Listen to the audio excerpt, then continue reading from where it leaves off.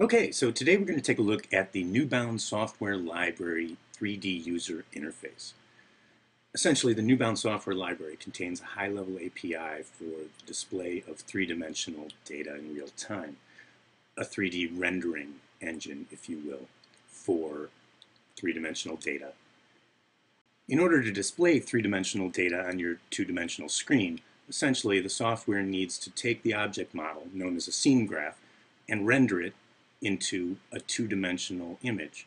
A series of these images is then displayed to provide the effect of animation. Here we have a simple stick figure walking away from us in 3D. We're going to use this model to explore the differences between the rendering options available in the Newbound Software Library.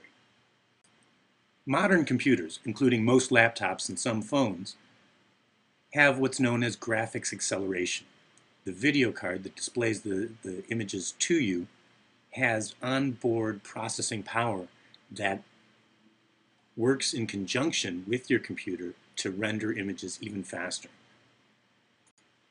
For devices with graphics acceleration available, we use the Java 3D open source library to do our rendering.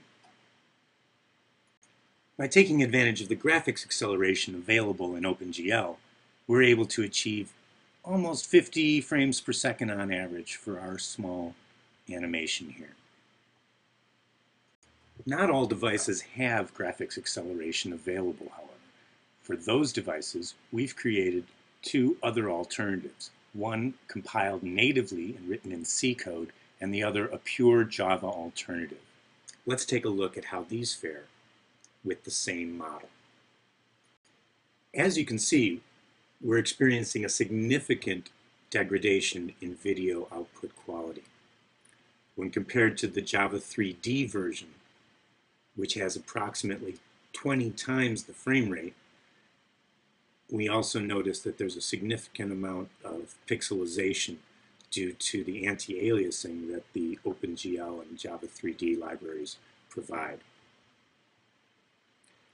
It should be noted, however, that given there's no graphics acceleration helping us, it's actually a pretty decent frame rate. It's about what we expected. In order to provide a truly cross-platform and portable solution, we also went ahead and ported our C renderer into pure Java.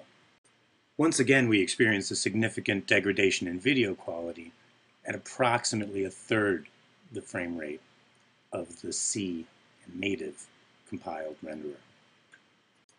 We've highlighted the differences between the different rendering options available in the Newbound Software Library by holding the resolution constant and varying the frame rate.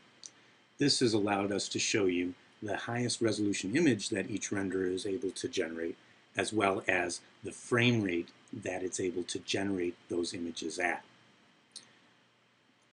The Newbound Software Library has a second video mode which allows for optimization of the frame rate rather than the resolution. Because the Java 3D library isn't really even breaking a sweat here to display this small little animation, it has pretty much the exact same quality output when optimized for the frame rate as opposed to the video quality.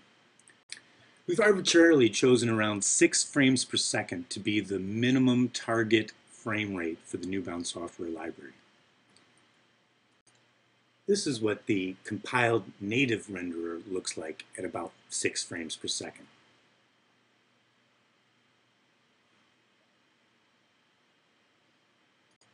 And this is what the pure Java renderer looks like at approximately 6 frames per second.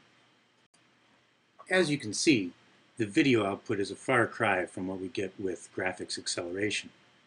However, for smaller devices with smaller displays or server-side applications such as collision detection for online games and such, the output quality afforded to us by the Java renderer is sufficient to the task while providing us with a truly cross-platform and portable 3D library.